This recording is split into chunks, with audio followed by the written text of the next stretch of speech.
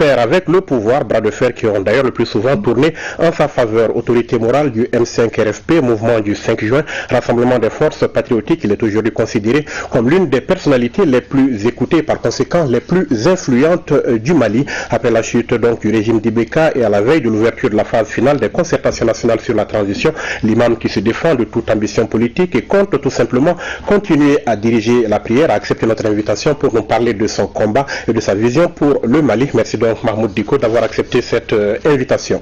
Merci. Vous avez de nombreux surnoms dans la presse, hein. C'est d'abord l'imam qui faisait trembler Koulouba, c'est désormais l'artisan de la chute du régime, voire l'ayatollah de Bamako. Est-ce que c'est des appellations dans lesquelles vous vous reconnaissez? Non, pas du tout. Je suis seulement l'imam, l'ancien président du Conseil islamique du Mali, et désormais, comme toujours, l'imam de Bazlabou.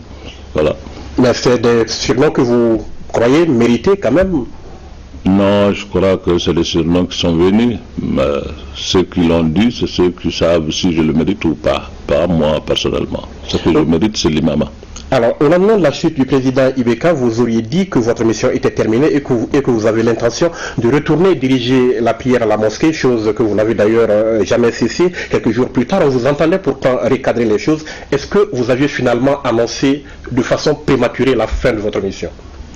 Bon, peut-être pas de façon prématurée. Et la fin de la mission ne veut pas dire que je ne suis plus dans le Mali.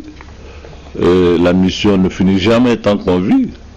Tant que le Mali a besoin de ses fils, je suis là. Mais être là dans la rue, contester pour aller vers la chute d'un régime où je crois que ça, c'est une mission qu'on a finie. Vous qui vous êtes battu coréen pour le changement, c'est vrai que le changement, on ne fait que l'amorcer, on ne peut pas imaginer la fin de votre mission. Oui, mais vous savez, cette lutte-là, ce n'est pas moi seul. C'est tous les enfants du Mali qui sont invités maintenant à aller vers ce changement. Moi, je ne suis qu'un élément.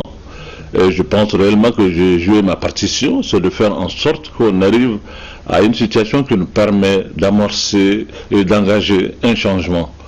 Je peux être parmi les artisans de ceux qui ont facilité cela, mais il n'est pas dit que sans nous, il n'y aura pas de changement. Vous continuerez à jouer un rôle, vous ne serez plus jamais confiné dans votre mosquée. Ben, confiné, c'est trop dur, mais je serai quand même... C'est un terme qui est dans le temps. Confiné, je n'ai pas tellement ce terme-là maintenant. Mais je suis là, je resterai toujours dans ma mosquée. Tu sais, c'est de ma mosquée que j'ai tiré toute cette force qui m'a permis de mener cette bataille. Donc, je ne peux pas, moi, ignorer cette mosquée. Si je retourne à la mosquée, c'est certainement pour aller mieux me ressourcer. Et avoir toujours un œil sur ce qui se passe en dehors de la mosquée. Ben écoutez, la mosquée fait partie du Mali, je l'ai dit.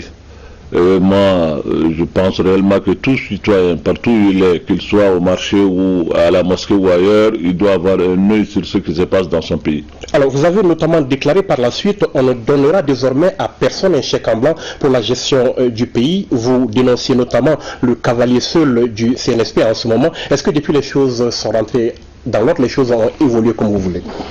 Je le pense bien, et je l'espère. Je crois que désormais le Malien doit avoir une nouvelle attitude dans leur approche de gouvernance. Les jeunes, si je peux les appeler ainsi, nos enfants, ont fait un travail extraordinaire, ils ont fait une œuvre salutaire. Maintenant, ils ont besoin de l'encadrement et de l'assistance de tout un chacun pour que vraiment nous puissions amorcer la transition de façon honorable pour entretenir cette espérance suscitée par ce mouvement. Les jeunes, comme vous le dites, vos enfants, ils sont sortis de leur logique de cavalier seul, le cavalier seul que vous avez dénoncé en son temps. C'est vrai que leur attitude m'a paru un peu aller en solitaire, mais depuis, ils ont quand même consulté toutes les forces vives de la nation, ce qui est normal. Pas seulement le M5. Le M5 est un élément dans un ensemble. Je crois que personne à lui seul aujourd'hui ne peut prétendre dire que c'est lui seul qui peut faire le changement ou bien faire le Mali. C'est ensemble, le Malien de l'intérieur comme de l'extérieur, qui doivent se mettre ensemble aujourd'hui pour chercher une voie de sortir de l'impasse dans laquelle on était. Imam Diko, des rumeurs font état aujourd'hui de divergences profondes, d'une part entre le M5 RFP et le CNSP, et d'autre part au sein même du M5 RFP, c'est de l'info ou de l'intox? Bon, c'est un peu de l'intox, c'est un peu exagéré, mais vous savez, vous ne pouvez pas avoir des hommes qui se mettent ensemble et qu'il n'y ait pas de point de vue divergent. C'est dans cette contradiction certainement que jaillira la lumière qui nous permet vraiment d'avoir la voie souhaitée. Et certes, parce que le M5 n'est pas aussi homogène que... parce que c'est des gens qui viennent de différents horizons, il n'y a pas de raison qu'ils ne puissent pas avoir des contradictions, et c'est même démocratique qu'il y ait vraiment des points de vue divergents. Mais avec le CNSP, ça aussi, c'est des jeunes gens qui viennent de l'armée, qui viennent avec leurs idées, qui viennent avec leurs projets, mais certainement si ce n'est pas partagé par tout le monde, il peut y avoir des divergences, mais il n'y a jamais eu de rupture, il n'y a jamais eu de conflit, en ce que je sache. Il y a seulement des points de vue qu'on fait valoir, chacun de son côté, pour ensuite aboutir à ce qui est souhaité par le peuple malien. Donc c'est des divergences que vous gérez déjà bien au sein du M5RFP et que vous continuez à gérer avec les autres. Bien sûr. Alors à l'endroit des leaders du M5RFP, vous auriez dit également, nous nous sommes battus pour le changement, pas pour avoir des postes. Quelle attitude attendez-vous des responsables du M5RFP qui sont quand même vos alliés, qui sont quand même des politiques et qui, contrairement à vous, ont peut-être la vocation de conquérir et d'exercer le pouvoir? Absolument. J'ai dit ça à l'endroit des responsables des M5, mais aussi de la junte. La junte n'est pas venue parachever le travail pour ensuite s'accaparer du pouvoir et puis en faire ce qu'il veut. Non, pas du tout. Pas du tout. Et c'est valable aussi pour les M5. Et nous nous sommes battus. Ce n'est pas pour venir demain se partager le pouvoir, dire que c'est nous qui nous... Non, non, non. Je pense réellement qu'on s'est battu pour le Mali. On s'est battu pour un idéal. Le Mali qui était dans une situation difficile, une gouvernance chaotique, que tout le monde le sait. On s'est battu pour qu'aujourd'hui les Maliens se mettent ensemble. Pas seulement le M5 ou la junte, mais c'est tous les Maliens qui sont invités aujourd'hui à se mettre ensemble pour chercher la voie à suivre. Certes, les gens des M5, il faut aussi les reconnaître quand même qu'ils ont du mérite. On ne peut pas les jeter dans la poubelle. Dire que bon, vous avez fini le boulot, bon allez-y, vous n'avez plus rien à approuver, vous ne méritez rien, je crois que ce n'est pas une bonne attitude. Mais quel rôle est-ce que vous voyez, quelle place pour ce M5RFP dont vous êtes donc l'autorité morale dans la gestion de la transition? Mais cette place-là, c'est les Maliens dans leur ensemble qui vont définir ça, ce n'est pas l'imam. Moi, ce que je sais, c'est que c'est des hommes politiques qui sont, malgré que par le passé, ils ont participé dans des gouvernements, dans la gestion d'Ibrahim Boubacar Keïta, mais quand même ils ont eu le courage et le mérite de dénoncer, et pas seulement dénoncer, mais de venir aussi combattre ce système. Ce n'est pas rien. Aujourd'hui, essayer vraiment de les mettre dans des côtés à marge pour dire qu'ils ne méritent rien, ce ne serait pas responsable. C'est le Malien qui peut définir quel rôle ils doivent jouer, ce n'est pas à moi. Moi, ce que je leur dis, c'est que nous nous sommes battus pour un changement. Ce n'est pas vraiment une raison pour que nous puissions vraiment nous accaparer de tout, non. D'accord. Lors de son dernier sommet tenu à Niamey au Niger, la CEDEAO a donné au Mali jusqu'au 15 de ce mois, soit une semaine à peu près, pour désigner un premier ministre et un président civil de transition, faute de quoi c'est des sanctions qui vont continuer. Comment est-ce que vous appréciez, vous, cette pression de la CEDEAO, amicale et solidaire ou disproportionnée et contre-productive? Bon, certainement ce n'est pas amical. On ne peut pas parler de sanctions et parler d'amitié. Pas du tout. Par contre, je l'ai dit et je le redis. Je dis que le Mali fait partie de la CEDEAO. La CEDEAO est régie par des règles. Et si vraiment nous sommes membres de cette organisation, on doit accepter que ces règles s'appliquent sur nous, comme tout le monde. Maintenant, nous donner des ultimatums et nous dire vraiment, si vous ne faites pas ça, on va vous sanctionner, je ne pense pas que ce soit amical dans le cas du Mali, qui a traversé une telle crise. La CEDEAO, bon, ils nous ont accompagnés, c'est vrai, mais pas de façon visible comme comme on le souhaitait. Et que si aujourd'hui il sort le bâton pour essayer de nous dire bon vous faites ça ou on vous sanctionne, ce n'est vraiment pas amical, ce n'est pas les pays amis frères qui doivent se comporter de cette façon à l'endroit de leur... Alors la CEDEAO très critiquée ces derniers jours à Bamako, et pourtant vous l'avez dit, il y a des règles auxquelles le pays a souscrit. Est-ce qu'il faut revoir quelque chose dans le fonctionnement de cette instance à votre avis? Bon, ça, c'est peut-être il y a des voix plus autorisées que la mienne qui doivent dire ça. Je ne connais pas à fond le fonctionnement de la CEDEAO. Je donne mon point de vue et mes idées, c'est tout. Mais ce que je sais, c'est que maintenant, qu'il y ait CEDEAO ou pas, le Malien doit se mettre ensemble très rapidement pour chercher une solution de sortie dans cette crise. Ça fait à peu près 3 mois ou peut-être même au-delà que nous sommes là sans gouvernement. Le pays ne peut pas rester comme ça ne peut pas continuer. Et vous savez, quand vous rentrez dans l'impasse, ce n'est pas la voie par laquelle vous êtes rentré que vous sortez. Il faut qu'on ait le courage de nous assumer et de chercher vraiment une voie de sortie. Si la communauté internationale, y compris CEDEAO, pense aujourd'hui que la présidence de cette transition doit venir à des civils, mais qu'on donne ça à des civils. Le Mali est rempli de cadres et des hommes intègres. Trouvons vraiment cet oiseau rare et puis donc, faisons vraiment On peut se conformer aux exigences de la CEDEAO. Même il faut se conformer pour ne pas vraiment nous exposer à des sanctions, pas seulement de la CEDEAO, mais de la communauté internationale et de tous les partenaires. Je crois qu'on n'a rien à y gagner en nous mettant sur le dos toute la communauté internationale. Nous avons besoin aujourd'hui de cette assistance, de ce soutien. Nous sommes un pays aujourd'hui qui a un système fragile.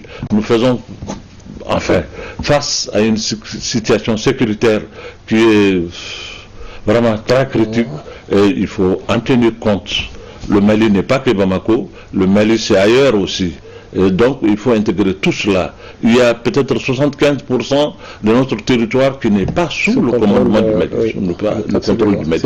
Alors avec ça, notre armée a besoin du soutien des autres. Et si vraiment on se met sur le dos, on se met à dos la communauté internationale, ça ne me paraît pas intelligent. Pas besoin d'aller dans un bras de fer. Venons-en donc à ces concertations qui se tiennent ce week-end ici à Bamako. Les Maliens doivent s'entendre sur la durée, les organes, bref, l'architecture de la transition. Quel doit être le profil, le portrait robot du président et du premier ministre de transition selon vous? Je ne suis pas un spécialiste de portrait robot. Je ne peux pas vous définir, mais ce que je peux dire, il y a beaucoup de Maliens intègres, des Maliens vraiment intègres, des hommes de valeur qui sont là, des grands intellectuels. C'est surtout d'hommes de probité morale irréprochables sont nombreux dans le pays. Il faut les chercher, ils sont là. Et beaucoup de gens ont été mis en marge par des systèmes parce que nous sommes dans un système où quand vous ne sortez pas pour vous montrer, pour courir derrière les gens, vous ne pouvez pas jouer un rôle. Il faut vraiment maintenant arrêter cela. Cette situation-là, le fait de faire la rue, mais regarde comment les gens se comportent. Dès que les jeunes gens ont pris le pouvoir, tout le monde se ruait vers Kati, tout le monde va là-bas, tout le monde est porteur de projets, tout le monde est conseiller, les gens surgent. Mais il faut arrêter tout ça. Mais comment démêler le vrai du faux dans ce contexte? Voilà, mais c'est très difficile parce que le Mali est devenu un pays où vraiment les gens... les gens commencent à perdre un peu ce que nous avons d'essentiel, qui est notre probité morale, notre intégrité. C'est ce qu'on entend, l'éthique d'être quelqu'un de bien, de pondéré, d'humble, d'humilité.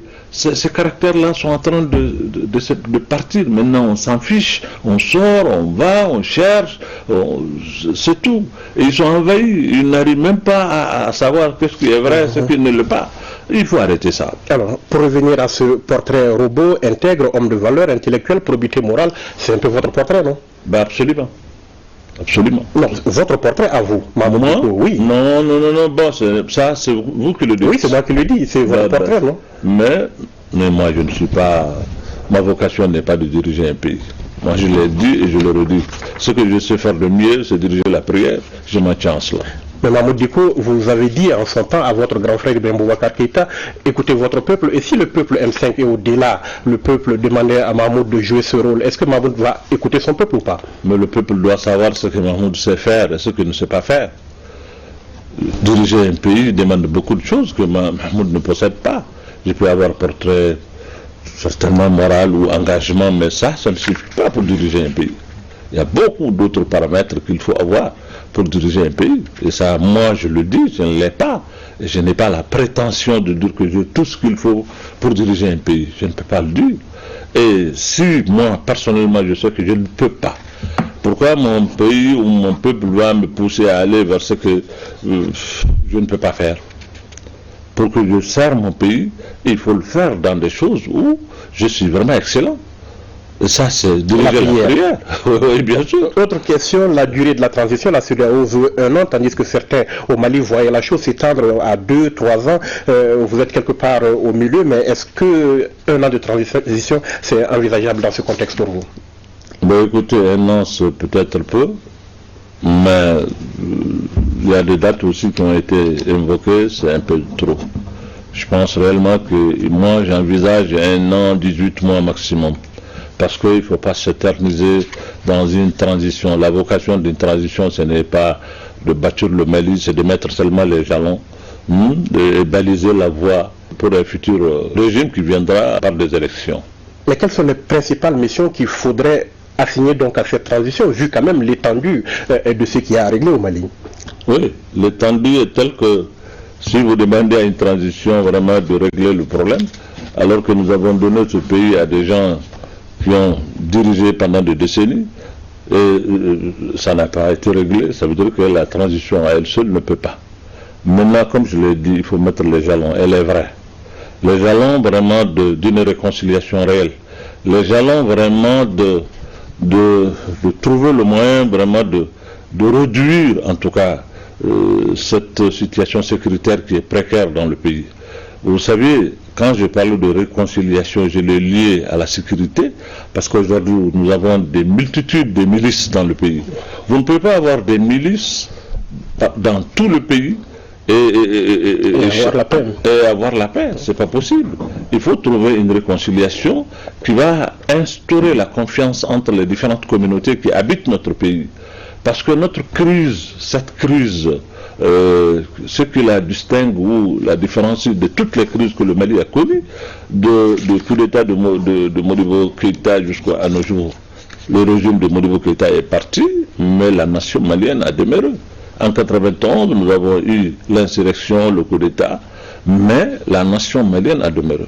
C'est cette fois que la crise a atteint un niveau qui commence vraiment à effriter la nation, l'existence même de la nation malienne. C'est la restauration même de la nation qu'il faut envisager et c'est vers cela qu'il faut aller. Vous ne pouvez pas restaurer cette nation quand vous ne réconciliez pas les différentes communautés qui la composent. Alors, vous serez aux assises, certainement, sans doute, mais quel est le message que vous aurez envie de faire passer au cours de ces assises? Ben écoutez, les assises, moi je suis invité pour aller à l'ouverture, certainement à la clôture, mais je ne suis pas participant. Mais je crois qu'il y a des voix aussi qui vont porter certainement ces messages, qui est aujourd'hui nous devrons taire nos différences et pour faire violence sur nous et aller vers l'essentiel. C'est l'existence de notre pays qui est en cause. C'est vraiment la nation même malienne, la patrie malienne même qui est en danger. Aujourd'hui, tous les calculs, que ce soit du côté des militaires ou des M5 ou des autres forces rentrant ou sortant, l'essentiel aujourd'hui c'est de se mettre ensemble. Donc j'invite tous les Maliens à se mettre ensemble, à taire leurs divergences, pour qu'une fois nous montrons à la face du monde ce que vaut le Mali. Je l'ai dit, nous sommes un peuple debout, un peuple digne, et nous ne sommes pas un peuple résigné, non. C'est tout ce qu'on a, cette crise, ce défi immense, je pense que les Maliens peuvent le relever. Il suffit vraiment d'interroger le génie malien, nous allons trouver les réponses pour faire face à cette situation. Votre engagement pour les causes nationales ne date pas d'aujourd'hui. On se rappelle depuis 2009 le code de la famille et plus récemment le fameux manuel d'éducation sexuelle. Mais la gouvernance, depuis quand est-ce que vous avez décidé finalement, à quel moment précis on veut savoir, vous avez décidé que les questions de gouvernance, il faut qu'on s'en mêle? Vous savez, les questions de gouvernance est une question globale. C'est les gens qui pensent que la gouvernance, c'est seulement l'administration, les services publics. Non, la gouvernance, c'est un ensemble qui régit la marche du pays. Et dans ça, vous ne pouvez pas enlever ces valeurs sociétales et religieuses qui sont le support même de l'existence de notre pays, qui constituent aujourd'hui l'identité ou le patrimoine même de notre pays. C'est difficile de le dissocier. Donc, quand on parle de gouvernance, la religion, la culture, tout ce qu'on a de valeurs, les valeurs sociétales, c'est tout cela dans son ensemble qui sert de support pour notre système. Et le problème que nous avions, c'est qu'on a amené un système démocratique qu'on n'a pas adapté à nos réalités. Le système démocratique est un système universel que tout le monde peut emprunter ici et là, mais chaque pays, chaque nation a son identité, a ses valeurs propres réelles qui servent de support à ce système démocratique. On ne l'a pas mis à la sauce malienne? Non, pas du tout, pas du tout. C'est ça d'ailleurs qui fait le problème que nous avions.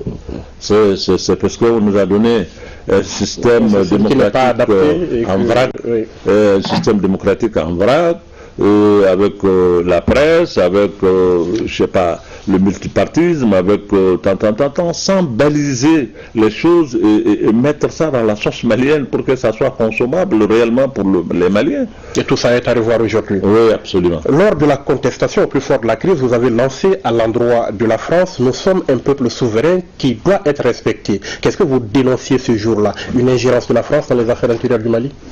Pas une ingérence de façon visible, mais j'ai soupçonné des pratiques que j'ai dénoncées. J'ai aussi dit en son temps que je ne suis pas naïf. Je crois que nous sommes un peuple qui a avec la France une histoire commune, une grande histoire. Nous avons aussi un destin commun. Il y a des relations historiques et stratégiques qui nous lient à la France. On n'est pas censé ignorer cela, je l'ai dit.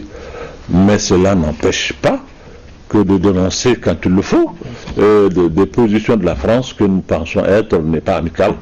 C'est ce que j'ai eu à faire en son temps. Alors, vous dites également, je cite, il y a des mauvaises langues qui essayent de dire que Diko, c'est quelqu'un qui veut instaurer la charia, bafouer le rôle des femmes. Ce sont des réflexions qui vous agacent un peu? Ben écoutez, pas m'agacer, mais je sais que les gens le disent. Bon, vous savez, je le dis souvent, quand vous êtes, je le dis avec beaucoup de modestie et non public, parce que, et vous arrogez le droit de parler des autres, il faut que les autres aussi aient le droit de parler de vous. Ils ont leur opinion sur vous, ils peuvent dire ce qu'ils veulent. Bon, ça, c'est leur droit de parler de moi et de me qualifier de ce qu'ils veulent. Mais ce que je suis, je le sais. Me qualifier de quelqu'un qui veut restaurer la charia, qui veut bafouer les droits des hommes, qui veut faire ceci, qui veut faire cela, je crois que ceux qui me connaissent savent que cela est une façon de parler. Ces qualificatifs qu'on vous colle à la peau ne vous représentent pas? Non, ça ne reflète pas en réalité ce que je suis. Non, pas du tout. Je ne fuis pas en réalité ce que je suis, j'assume pleinement ma position, je défends ma religion, et ça, je l'ai dit, je ne dissimule pas ça, mais je ne confonds pas aussi la religion et tout le reste. Je l'ai dit, notre religion est une religion choisie, c'est pas une religion imposée. Voilà. Vous êtes donc réputé aussi avoir de bons rapports avec Iyad Agali, Amadou Koufa, ces djihadistes d'origine malienne, d'ailleurs avec lesquels les Maliens souhaitent qu'il y ait des discussions ouvertes. Vous avez été au nord quand personne en provenance de ce côté n'osait s'y aventurer. Vous avez aussi dirigé à un moment une mission de bons offices. Qu'est-ce qui n'a pas marché pendant tout ce temps et qui pourrait marcher maintenant? Iyad, je le connais comme tous les Maliens le connaissent. Je n'ai pas de rapport particulier avec Iyad. Je n'ai jamais partagé une journée avec Iyad. Jamais dans ma vie. dire qu'aujourd'hui on a passé une journée ensemble, ce n'est jamais arrivé.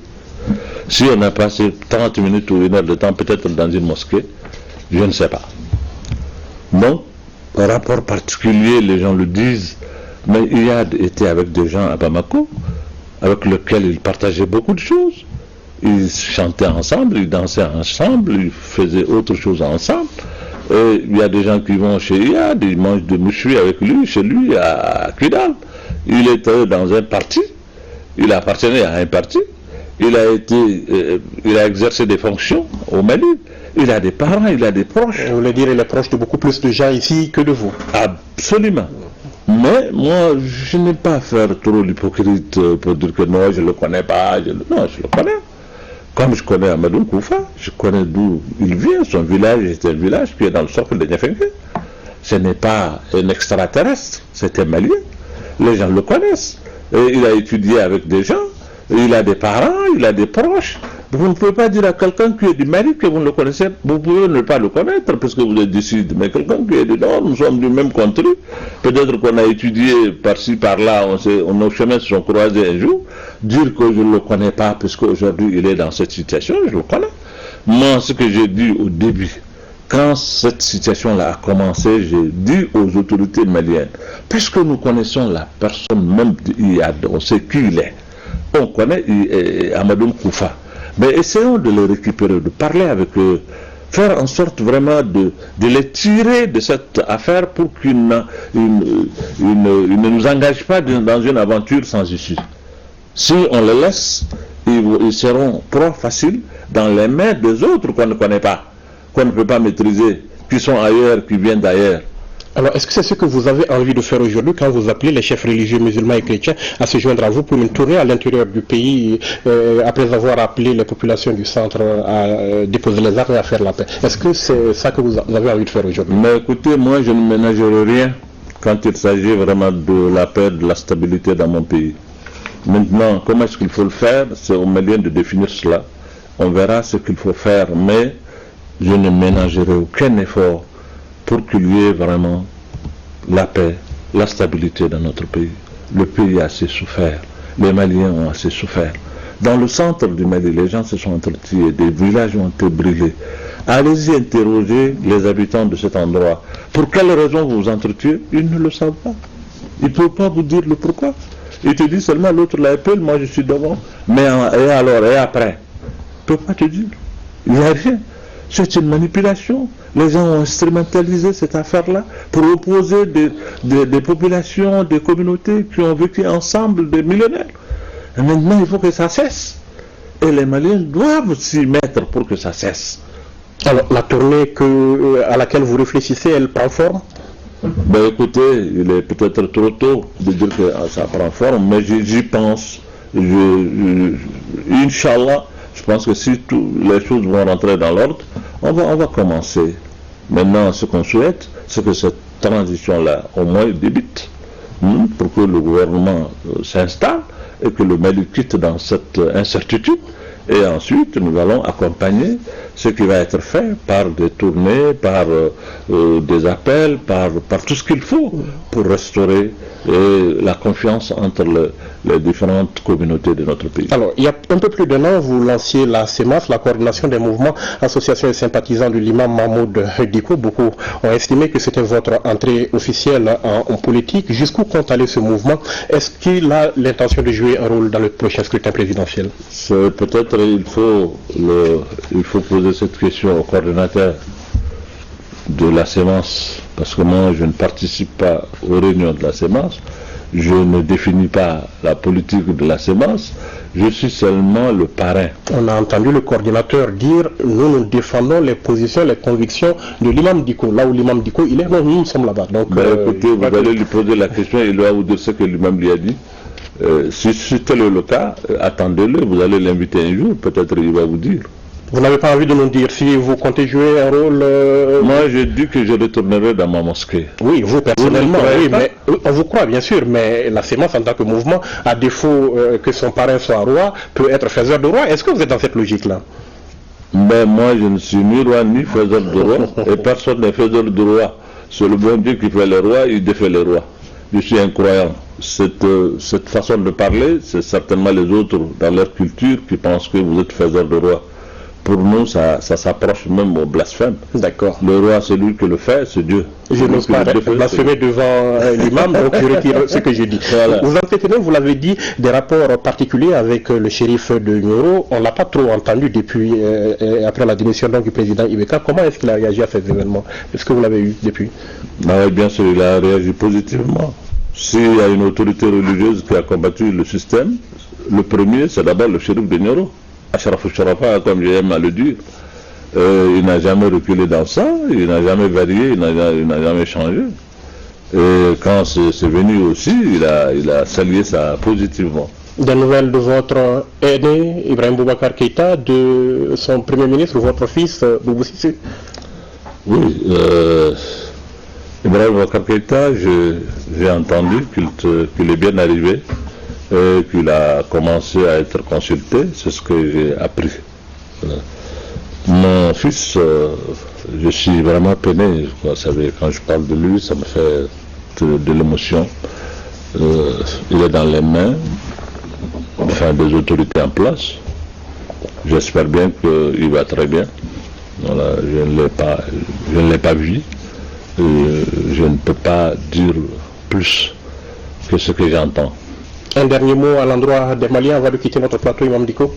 Bon, un dernier mot et puis un souhait que ces concertations qui débutent demain, que ça soit vraiment une réussite, que ça soit un succès, que les gens se mettent ensemble pour parler. Et moi, j'aime bien dire tout le temps qu'on se pardonne, qu'on s'accepte mutuellement.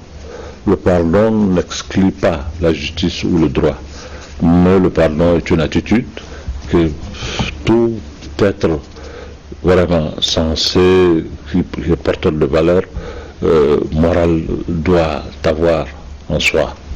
Je l'ai dit, chez nous, nous avons des concepts qu'on est en train d'oublier, des concepts en bambara que j'aime bien que je ne suis pas tout le temps d'accord avec les bambara.